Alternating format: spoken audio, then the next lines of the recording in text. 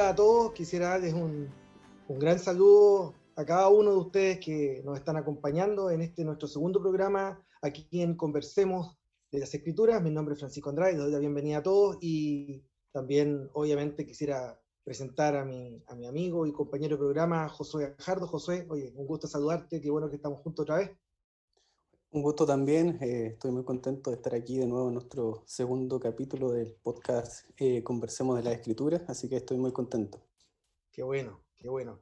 Bueno, tenemos la oportunidad de volver a reunirnos y agradecemos esa oportunidad también nuevamente a todos los que nos están escuchando, que nos acompañaron durante el primer programa. Y bueno, el primer programa dejamos un tema ahí planteado muy interesante, que es el que vamos a poder tocar hoy día, que es el tema de la expectación mesiánica. Así que sin más ni más, yo creo que debiéramos empezar, ¿verdad, Josué? Sí, es un tema muy interesante el que se viene ahora, la expectación mesiánica, que es un tema que está en todo el Antiguo Testamento, así que bien. Perfecto. Josué, para pedir la dirección del Señor, ¿podrías tú iniciar con una oración, por favor? Sí, oremos. Padre nuestro, tú que estás en el cielo, gracias te damos, Señor, por este día. Quiero pedir que tú nos acompañes, Señor, y que todo lo que hablemos sea para la honra y gloria suya. Gracias por todo, en el nombre de Jesús. Amén. Amén. Bueno, solo a manera de recapitulación, en nuestro capítulo anterior habíamos hablado del origen del mal y de la iniciativa divina, eh, la iniciativa que Dios toma para solucionar el problema del mal acá en la tierra, en particular, que es el escenario donde se está cumpliendo, y quedamos como este conflicto cósmico entre las fuerzas del bien y del mal, entre las fuerzas de Dios y Satanás, que lidera la rebelión, eh, se traslada acá a la tierra. Y también vimos cómo desde el principio, en Génesis, encontramos la promesa de este Mesías que había de venir, y por lo tanto la expectación mesiánica quedó como bastante grande, ¿verdad? Sí, y también vimos cómo el conflicto, cómo este gran conflicto se desarrolla, o sea, sus inicios no son aquí en la tierra, sino que están en el cielo, ¿verdad? ¿Te acuerdas que hablamos de Ezequiel 28, de Isaías 14, ¿verdad? Que era que este gran conflicto que se desarrolla en la Biblia no comienza en la tierra, sino que tiene sus consecuencias en la tierra, pero se inicia finalmente en el cielo. Exactamente. Y bueno, hemos discutido, digamos, tras bambalinas, por así decirlo, cómo abordar un poco el tema de la expectación mesiánica de una manera que podamos contenerla en el programa, en el capítulo del día de hoy. ¿Y qué tal si comenzamos este viaje de la expectación mesiánica del Antiguo Testamento planteando un poco qué dice la Escritura respecto a dónde iba a aparecer el Mesías en primera instancia? Si a ti te preguntasen dónde es, ¿qué responderías? Bueno, a mí se me viene a la mente un pasaje que está en Miqueas 5:2, ¿verdad? Y que lo citan los escritores del Nuevo Testamento, que es que el Mesías iba a aparecer en Belén. En Belén. No sé si te parece si leemos el versículo. Fantástico, fantástico. Tengo acá Biblia Miqueas, abierta. Miqueas 5:2, ¿verdad? Exactamente. Dice, pero tú, Belén Efrata, pequeña para estar entre las familias de Judá, de ti saldrá el que será Señor en Israel, y sus salidas son desde el principio, desde los días de la eternidad. O sea, aquí básicamente, este texto finalmente es citado por los autores de los evangelios para hablar del cumplimiento de esta profecía en Cristo, ¿verdad? ¿Te acuerdas que Mateo, Marcos también lo utiliza para hablar de que Jesús iba a nacer desde Belén? O sea, de ahí va a Exactamente. aparecer el Mesías. Exactamente. Bueno, Belén, digamos, era un poblado pequeñito que tenía la gran fama de haber sido el lugar de donde nació el rey David, ¿verdad? Y sabemos que el Mesías tiene un vínculo muy fuerte con David. Uno de los títulos mesiánicos es el del hijo de David, que tiene que ver con esta promesa que el Señor le hizo a David de que su reino no iba a tener fin y que siempre iba a haber alguien de su descendencia que se sentara en su trono. Pero acá en Miqueas 5:2 toma la ciudad de donde proviene David, Belén Efrata, y dice que de ti me saldrá el que será Señor en Israel. claramente está dando a entender de que quien iba a nacer en Belén iba a ser el Mesías, tan esperado, ¿verdad?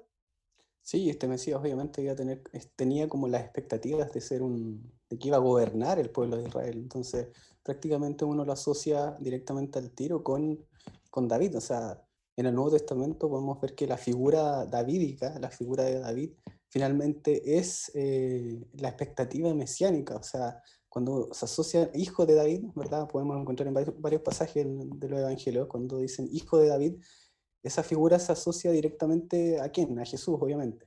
Y por lo tanto, aquí este texto donde lo está vinculando con Belén, Belén, tal como decías tú, es los orígenes de David, están en Belén, eh, por lo tanto se asocia esa expectativa, ¿verdad? En Jesús. Así es, así es. Y dicho, digamos, dicho sea de paso, la Biblia no otorga muchas evidencias de que Jesús haya estado más veces en Belén que en su nacimiento. ¿Ah? Es bien interesante que ellos vivían en una región en Galilea, ¿verdad? No vivían allí en Judea, no vivían cerca de Belén. Belén es una, digamos, como decía, hay una aldea que queda un poquito, queda cerca de Jerusalén, pero que ellos viajan allá en ocasión del censo porque José era de allá y su familia era de allá. Pero es muy lindo cómo la profecía, digamos, anticipa el nacimiento del Mesías acá y cómo finalmente vemos en el Nuevo Testamento que su cumplimiento se dan una serie de acontecimientos que Dios dirige para cumplir esta profecía y finalmente el Mesías nace en Belén, en esa escena, digamos, tan popular en época navideña, ¿verdad? Pero nace en un establo, pero es el Mesías, es el Señor de Israel, que sus salidas son desde el principio, desde los días de la eternidad, tal como lo dice Miqueas, ¿verdad? Sí, claro, y de hecho, bueno, la expresión hebrea ahí, el Kedem, que es como de la antigüedad, básicamente se puede traducir como desde algo muy antiguo. O sea, quien iba a nacer en Belén era alguien mucho más, que se remontaba a tiempos mucho más antiguos. O sea, la Reina Valera traduce como es desde el principio, pero no es la idea del texto, sino que la palabra hebrea que se usa ahí para hablar desde el principio, lo que traduce la Reina Valera como el principio, el texto original, o sea, el idioma original está hablando acerca de una antigüedad, o sea, una antigüedad que no podemos remontarnos hacia esa antigüedad. O sea, evidentemente está hablando de que quien iba a llegar a Belén era efectivamente un ser que no podemos contar sus años, por decirlo de alguna forma. De acuerdo. De acuerdo. Ese detalle es sumamente interesante, yo la verdad que lo desconocía, pero es muy bello la manera, podríamos decir que es casi una manera poética de referirse al Señor Jesús quien iba a venir, ¿verdad?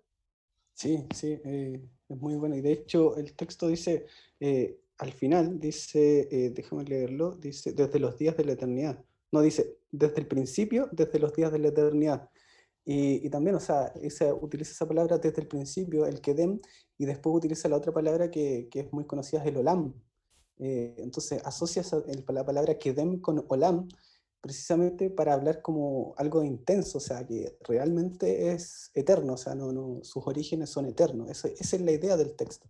No está hablando de un principio, no está hablando de un punto inicial de este ser o de este Mesías, ¿verdad? Sino que el autor está tratando de decir que este Mesías es eterno, o sea, esa es la idea del texto. Perfecto, perfecto. En otras palabras, el texto dice o quiere comunicar bastante más de lo que uno a veces puede leer en una primera lectura, Sí, lo cual también es muy enriquecedor y bueno, se podría decir lo mismo prácticamente de la Biblia entera, pero es muy agradable el poder escudriñar en eso, el poder llegar a esas profundidades.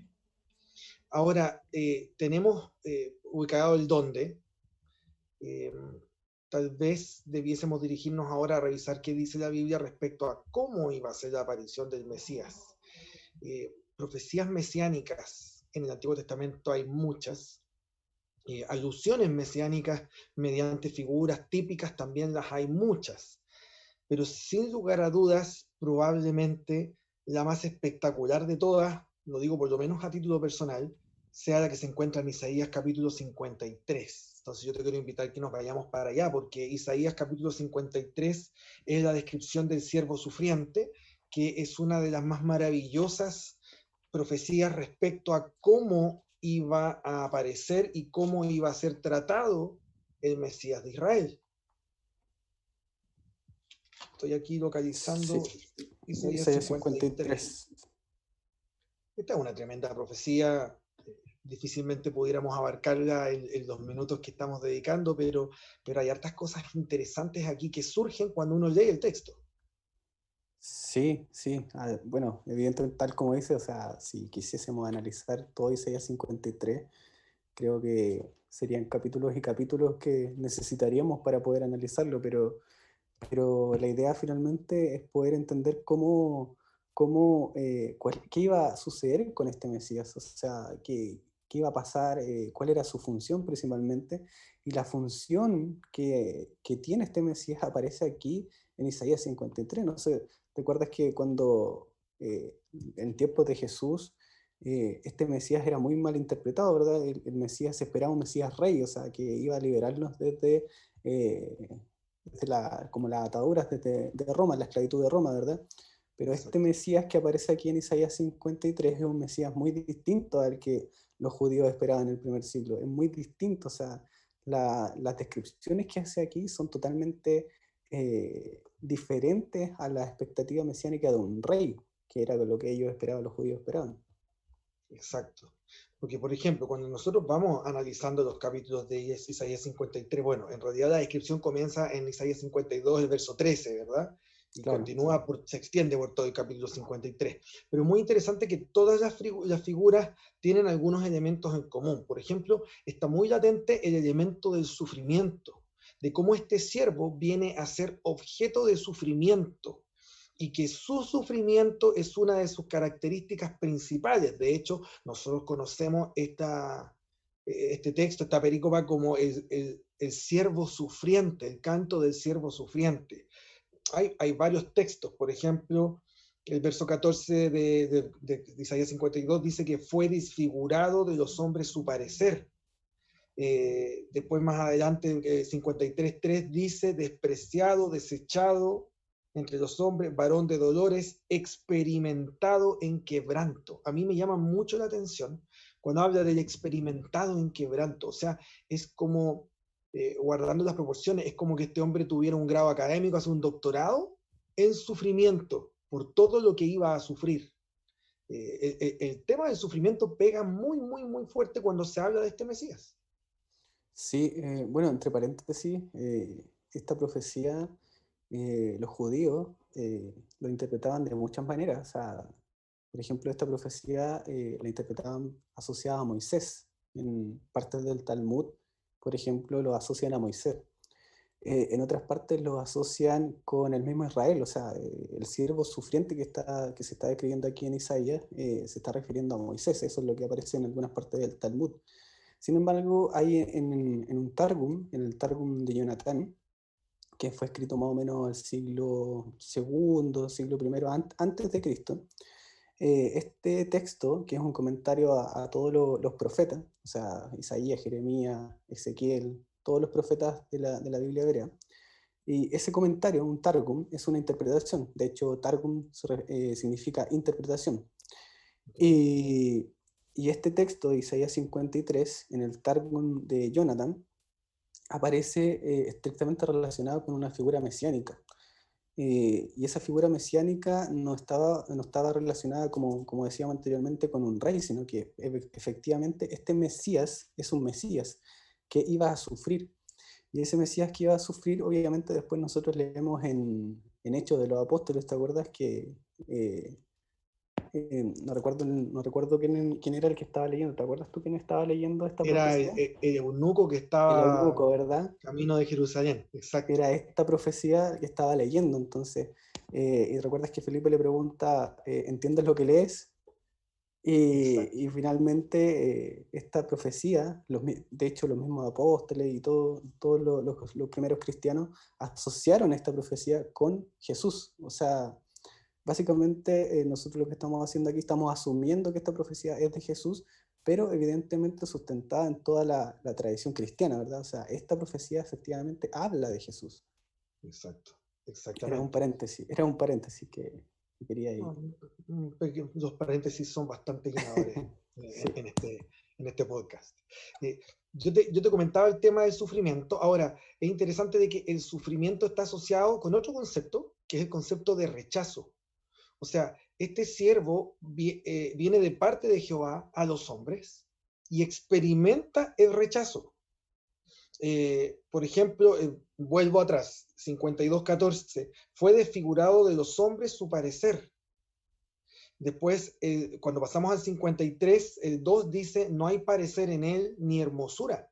Le veremos, mas sin atractivo para que le deseemos. O sea, no es una figura físicamente atractiva, así como que fuese un ángel de luz o alguien, o un ser bello que atrajese por su apariencia externa. Pero no solamente no era atractivo, sino que después viene que es despreciado, desechado, como que escondimos de él el rostro, fue menospreciado, no lo estimamos. El verso 4, cuando habla de su obra, de llevar nuestras enfermedades y dolores, nosotros le tuvimos por azotado, por herido de Dios y abatido. Mas el herido fue por nuestras rebeliones, molido por nuestros pecados, el castigo de nuestra paz fue sobre él, y por su llaga fuimos nosotros curados. O sea, aquí aparece el tema del rechazo, de cómo finalmente al pueblo al que el Mesías venía, no solo no le recibió, sino que además le rechazó. Y todo el sufrimiento que se pone sobre el Mesías tiene guarda relación en gran parte con este rechazo que él sufre. Eso también me llama mucho la atención, porque uno esperaría que con toda esta expectación mesiánica de la que hemos hablado, el pueblo debiera haber estado con brazos abiertos esperando la aparición de este Mesías, y de hecho, teóricamente lo estaban, ellos esperaban un Mesías, pero cuando se presenta este siervo sufriente, no es recibido con los brazos abiertos. Sí, y si tomásemos, por ejemplo, el principio interpretativo del que estamos estudiando, que es el gran conflicto, que es el tema del fondo del gran conflicto, ¿te acuerdas que el capítulo anterior nosotros hablamos de un ser que se reveló en el cielo, ¿verdad? Que finalmente concluimos que fue Satanás, que se reveló en el cielo. Y Exacto. Ezequiel 28 describe a este ser que era hermoso, o sea, era como uno de los ángeles más hermosos que existían en el cielo. Entonces, cuando lo comparamos con este Mesías que iba a cargar los pecados de todos nosotros, vemos que en el versículo, tal como leía en el versículo 14 del capítulo 52, que dice, fue desfigurado, o sea, y su hermosura más que la de los hijos de los hombres, o sea, su parecer fue desfigurado, o sea, por un lado tenemos a este ser que se reveló en el cielo y que era totalmente hermoso, y aquí tenemos este ser que toma la actitud de la iniciativa divina, ¿verdad? Que vimos en el capítulo pasado, y toma esta iniciativa divina y él lo que hace es completamente lo opuesto a lo que hizo o a las apariencias, ¿verdad? A la apariencia física de Satanás. O sea, es totalmente opuesto a estos seres antagónicos que están en el gran conflicto. Exacto. Y aprovechando lo mismo que tú estás comentando, viene el otro gran contraste. El gran conflicto llega a nosotros por causa de Lucifer, de Satanás, quien trae la ruina e intenta arruinar al ser humano, y de hecho lo logra, pero ahora traemos a esta figura mesiánica, al Mesías, a Cristo Jesús, quien viene a salvarnos de esa ruina. Y el salvarnos de esa ruina implica llevarse nuestra ruina sobre sí. Y ahora empieza una serie de términos que son los que a mi gusto, los que más apelan al corazón. Yo había leído el verso 5 cuando dice que Él fue herido por nuestras rebeliones y molido por nuestros pecados. El castigo de nuestra paz fue sobre Él y por su llaga fuimos nosotros curados. Y el verso 6 dice que todos nosotros nos descarriamos como ovejas, cada cual se apartó por su camino, mas Jehová cargó en Él el pecado de todos nosotros. O sea, ya el lenguaje de partida es un lenguaje netamente de expiación, de expiar la culpa, pero nos lleva, dirige nuestra mirada, es como que nos tomara y nos llevase hacia el santuario. A mí me llama mucho la atención el lenguaje legal del santuario cuando habla de las rebeliones, de los pecados, de las ovejas, ¿cierto? y de cargar en él el pecado. ¿Qué, qué me puedes decir tú al respecto? ¿Es una idea loca o es así? No, por supuesto, o sea, si bien es cierto, el santuario tenía como finalidad el perdón de los pecados en el pueblo de Israel, pero su trasfondo finalmente estaba revelando el gran conflicto que había entre el bien y el mal, ¿verdad? El que se describe en la Biblia. Por lo tanto, cuando vemos aquí las descripciones de este Mesías que iba a servir como un corderito expiatorio, que los pecados iba a cargar los pecados de todos nosotros, evidentemente hay una revelación respecto al santuario. O sea, ¿te acuerdas cuando en el día de la expiación, en Levítico 16, cuando debían sacrificar al cordero para expiar a todo el pueblo, y el sacerdote debía colocar sus manos sobre el corderito, ¿verdad? Y de esa forma todo el pecado del pueblo era traspasado a ese corderito para que ese corderito muriese en favor de todo el pueblo y los pecados pudiesen ser expiados. Esa misma figura se ve aquí en el siervo sufriente, o sea, tal como en el versículo 5, creo que era, dice, el castigo de nuestra paz fue sobre él y por su llaga nosotros fuimos curados. Exacto. Entonces, esto ya nos da una idea de que por nuestros pecados este siervo sufriente va a la muerte. O sea, esa es la razón de por qué está sufriendo este siervo que se está describiendo aquí en el capítulo 53 de Isaías. Es producto por nuestros pecados. Y esa figura la podemos ver 100% en el santuario. O sea, si nosotros estudiamos el santuario, podríamos entender mucho mejor la expectativa mesiánica que se está hablando aquí en el capítulo 53. Así es. De hecho, en el capítulo anterior también hablamos del primer sacrificio que hubo, que cumple las mismas características, ¿cierto? Este cordero que es muerto para poder vestir al hombre y la mujer. El símbolo, digamos, se cumple ahora. Ese era un tipo y el antitipo es Cristo, digamos, muriendo por nosotros. Eh, de hecho, el verso 7 dice que como cordero fue llevado al matadero. Ya digamos, la aplicación es directa. Y más adelante, por ejemplo, el verso 10, con todo eso, Jehová quiso quebrantarlo, sujetándole a padecimiento, cuando haya puesto su vida en expiación por el pecado. Ahí el lenguaje es claro. Cristo viene a poner su vida en expiación por el pecado. Y el verso 10 y 11 hablan de que en su sufrimiento, su única, podríamos decir, alegría es ver el fruto de su aflicción, que lo deja satisfecho, que es ver la salvación llevada al hombre, cómo él cambia su lugar por el nuestro.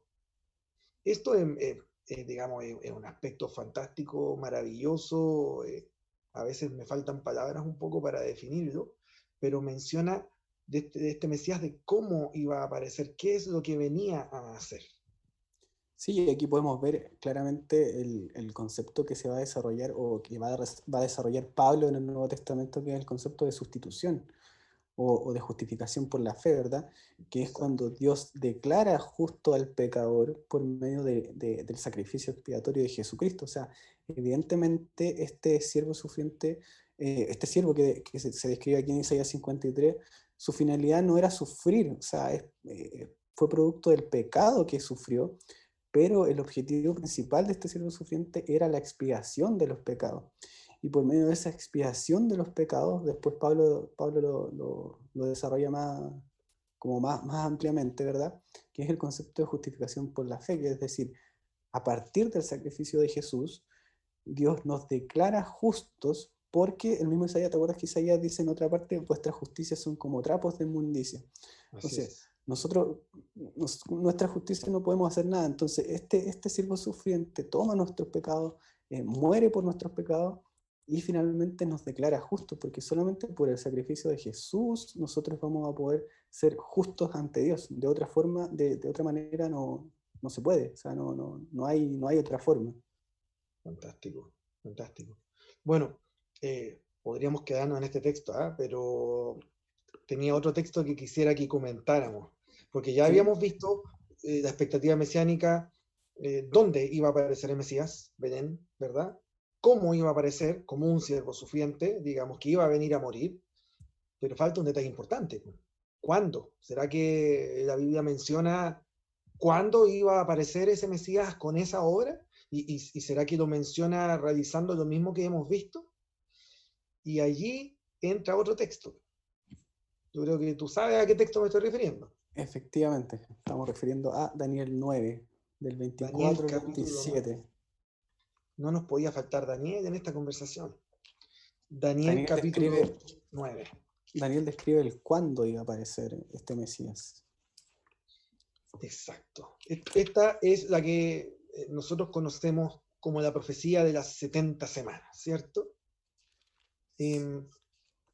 Tenemos planificado más adelante, no les podemos decir todavía cuándo, pero nos falta, no tanto más adelante, tenemos planificado poder conversar de la profecía de las 70 semanas con tiempo y con dedicación. Por lo tanto, hoy día vamos a dar una pequeña pincelada y nos vamos a concentrar en el protagonista de Daniel capítulo 9, que es el Mesías Príncipe, ¿verdad? Sí. ¿Qué podríamos decir de las 70 semanas para alguien que a lo mejor nunca la ha escuchado? Bueno, o sea, podríamos partir leyendo el versículo 24, ¿verdad? Que dice, 70 semanas están determinadas sobre tu pueblo. Aquí hay que poner un poco en contexto, o sea, Daniel está, el pueblo de Israel había sido llevado cautivo, ¿verdad? Por Babilonia, estamos hablando casi del año 500 antes de Cristo, un poquito antes. Y te acuerdas que Jeremías había profetizado que el pueblo de Israel iba a estar cautivo 70 años. Exacto. Y fíjate que el versículo 9, o 2. sea, el capítulo 9, el versículo 2, ¿verdad? Dice, en el año primero de su reinado, de Darío, yo, Daniel, miré atentamente los libros, el número de los años que habló Jehová el profeta Jeremías, que habían de cumplirse las desolaciones de Jerusalén en 70 años.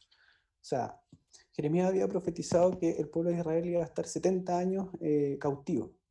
Y Daniel comienza a hacer una oración por eso. O sea, él preguntaba hasta cuándo iba a estar el pueblo de Israel sufriendo, porque estaban cautivos, ya no tenían su reino, ya no tenían su autonomía, ¿verdad? Y aparece un ángel y le dice, al principio te ruego, en el versículo 23 dice, fue dada la orden y yo he venido para enseñártela. Pero aquí el ángel le describe otra profecía que nosotros entendemos que parte finalmente anunciando la aparición de Jesús. O sea, la oración que le responde este ángel, o sea, Dios le responde la oración a Daniel, ¿verdad? Pero el ángel es el encargado de anunciarle esta profecía a Daniel para hablar de la aparición de Jesús. Ok. Es decir, la respuesta a la oración de Daniel es la aparición de Cristo y pasamos de un periodo de 70 años a una profecía de 70 semanas, Exactamente, ¿verdad? pasamos a un periodo de 70 años a una profecía de 70 semanas. Exacto. Vamos a discutir, digamos, como yo decía más adelante, los por qué, pero por ahora mencionar de que esta profecía tiene inicio con la salida de la orden para edificar Jerusalén, que eso es el decreto que dio el rey Artajerjes el año 457 a.C. Si nosotros computamos las 70 semanas, considerando el principio de día por año, que 70 semanas son 70 semanas de años y no de días, nos llevamos la cuenta y llegamos principalmente a 3 fechas. ¿Por qué 3 fechas? Porque hay una mención primero, estas 70 semanas están divididas en 69 semanas iniciales, ¿cierto? Por lo tanto, ahí ¿Sí? tenemos una fecha, tenemos las 70 semanas completas, ahí tenemos otra fecha, y a mitad de la semana también iba a ocurrir algo importante, entonces tenemos 3 fechas. La primera fecha vendría siendo 27 después de Que, Cristo, que es el bautismo de Jesús que se ve en el Nuevo exactamente, Testamento. exactamente, después tenemos el año 31 después de Cristo, que vendría siendo, correspondiendo a, A la muerte de Cristo, ¿verdad? El año 31. y el año 34, que es cuando culminan estas 70 semanas, ¿verdad? Sí. Ahora, insisto, que los detalles los vamos a poder ver más adelante, que ganas de quedarse pegado un buen rato de nuevo en esta profecía, pero hay que contratarnos, ¿verdad? Eh, pero el gran protagonista, el personaje principal de esta profecía es el Mesías príncipe. Es mencionado, por En el ejemplo, en el versículo versículo 24. 26. Yo lo Exacto, veo en el versículo 26, cuando dice que se quitará la vida al Mesías, más no por sí. exactamente. Y Allí ahí claramente estamos está hablando. hablando, y ahí estamos hablando, claro, de la última semana, que corresponde al 27 al al 31. 34, de la semana La completa. última semana, perdón, sí, tienes Claro. razón. Y a la mitad de la semana dice, se va, después en el 27, no recuerdo cuándo dice, sí, dice a Verso la mitad de la 27. semana se hará cesar el sacrificio y la ofrenda. O sea, evidentemente que a la mitad de la semana está hablando acerca de la muerte de Cristo. Exactamente. En otras palabras, todo esto que leímos en Isaías capítulo 53, el marco temporal se lo da esta profecía y nos está diciendo que en el año 31 después de Cristo iba a quitarse la vida a este Mesías en las circunstancias que ya leímos. Y como lo sabemos, porque ese es el momento en que él iba a cesar el sacrificio y la ofrenda, lo que también se subentiende, dado de que Isaías lo presenta a él en términos de un sacrificio y de una ofrenda. Por lo tanto, claramente él muere y los sacrificios y las ofrendas se dan por terminados su valor. Sabemos que se siguieron efectuando, pero sabemos que su valor termina ese año, y ese es el año en que Cristo muere. Sí, efectivamente, ¿te acuerdas que en los evangelios se relata que cuando Cristo muere, el templo, el El velo del velo. templo se raja, ¿verdad? Por dos. Y evidentemente esa era una señal de que los sacrificios llegaban hasta ahí, o sea, ya el tipo se había encontrado con el antitipo, o sea, todo lo que el santuario tipificaba, que era finalmente la muerte de Cristo, cumplió las expectativas en la muerte de Cristo. Exactamente. Exactamente. Mira, y para ir, digamos, cerrando Daniel 9, no podemos dejar de mencionar de que, si bien es cierto, no está dentro del marco temporal de las 70 semanas, menciona un acontecimiento que iba a ocurrir después de las 70 semanas. Y eso lo Un menciona, hecho muy importante. un hecho muy importante, lo menciona, digamos, en la parte final del 26 y en la parte final del 27. La parte final del verso 26 dice: el pueblo de un príncipe que ha de venir destruirá la ciudad y el santuario, ¿cierto? Y el verso 27 dice que con la muchedumbre de las abominaciones vendrá el desolador hasta que venga la consumación y lo que está determinado se derrame sobre el desolador. ¿Cuál es la ciudad y el santuario que habían de ser destruidos según esta profecía? Evidentemente que el santuario que estaba en Jerusalén, ¿verdad? Eh, Exactamente, no Después había otro. nosotros, más adelante vamos a tocar un tema muy importante que es la profecía de Daniel, de la profecía que Jesús dio, ¿verdad?, en el Monte de los Olivos, respecto a la destrucción de Jerusalén. Y ese nexo lo hace esta profecía, o sea, Jesús hace el nexo de la abominación desoladora, ¿verdad? Que habló el profeta Daniel, ¿te acuerdas que dice Mateo 24 y en sus símiles? Así es, Y esa asociación la hace directamente con esta profecía. así es. A ver, vamos, tratemos un poquito de recapitular, porque hemos abarcado bastante. La expectativa mesiánica que se genera después de la iniciativa divina, como respuesta, digamos, a la ruina que causa el pecado en el cielo y en la tierra, el Señor toma la iniciativa y establece un plan que es enviar al Mesías a morir para salvarnos. Esa expectativa mesiánica se anuncia, se palpa, podríamos decir que podemos olfatearla durante todo el Antiguo Testamento, pero obviamente hay algunos textos como los tres que elegimos nosotros, en los cuales notamos de que el Señor da las coordenadas, da el dónde iba a nacer el Mesías, da cómo iba a venir, lo que venía a hacer, que era morir, y da finalmente el marco temporal de cuándo eso iba a ocurrir, y más encima nos deja algunas coordenadas de tiempo interesantes que las vamos nosotros también a utilizar y las vamos a mencionar.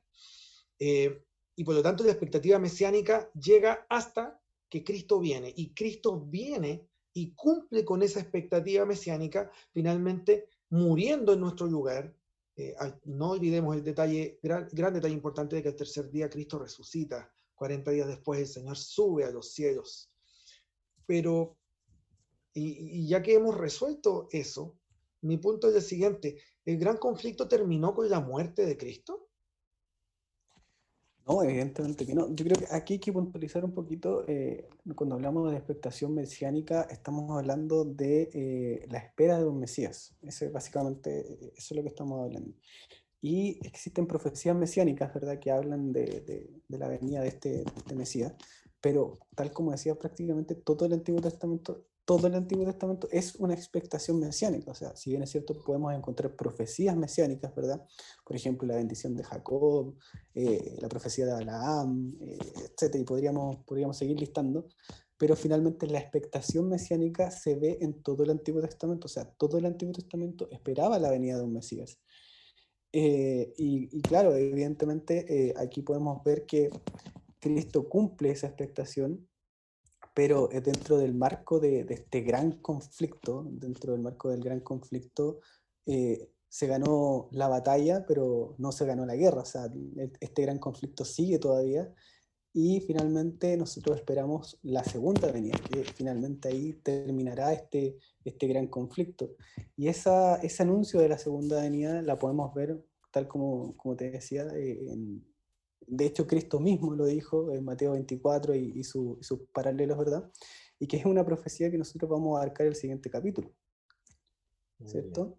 Muy bien, para allá vamos, ¿verdad? Sí. Muy bien, entonces ahora, digamos, lo que nos queda como para seguir meditando y pensar es que claramente en esta línea temporal, en esta agenda, digamos, de puntos, Cristo viene y cumple con la profecía, pero antes de morir, Él mismo nuevamente toma nuestra mirada y nos lleva a la segunda venida. Y Él va a dar todo un marco temporal en la profecía que tenemos registrada en Mateo 24 y también en Marcos capítulo 13 y en Lucas capítulo 21. Y por lo que tú cuentas, parece que vamos a tener que profundizar en esos capítulos ahora, la próxima vez que nos reunamos. Por supuesto, es lo que nos queda. Muy bien, muy bien. Bella tarea la que nos va quedando. Hemos tenido harto en lo cual meditar y vamos a pedir que el Señor también nos siga bendiciendo para poder seguir meditando en ello que se viene, porque creo que lo mejor sigue estando por venir. Sí, queda mucho por estudiar todavía en este gran conflicto. De acuerdo, de acuerdo. Bueno, nuestro programa del día de hoy está llegando a su fin. Agradecemos a Dios que nos da el tiempo para poder conversar de las Escrituras, que es lo que nos convoca. ¿Y te parece si oramos para agradecerle al Señor una vez más? Sí, por supuesto. Muy bien, inclinemos el rostro. Dios nuestro, te agradecemos porque tú generaste una expectación mesiánica y tú la cumpliste a su debido tiempo, enviando a tu Hijo a morir en la cruz del Calvario por nuestros pecados. Pero también generas nuevamente una expectativa mesiánica, puesto que nuevamente esperamos tu venida. Esperamos tu segunda venida y mientras tú no vengas, Señor, queremos profundizar en tu palabra, queremos estar listos y queremos que nos sigas guiando, que nos sigas conversando de las Escrituras, Señor, abriendo el entendimiento de nosotros y de todas las personas que puedan acompañarnos en este hermoso viaje de descubrimiento de tu palabra. Bendícenos con tu bendición, con tu Santo Espíritu. Lo pedimos en nombre de Jesús. Amén. Amén. Amén. Antes de terminar, solamente agradecer la presencia de cada una de las personas que nos están acompañando, que nos están escuchando. Les recordamos, por favor, que se suscriban a nuestro canal de YouTube, a nuestras redes sociales. Tenemos presencia tanto en Facebook como en Twitter. Pronto esperamos tener también algunas sorpresas más y invitar a todos a que sigan, digamos, en nuestra sintonía.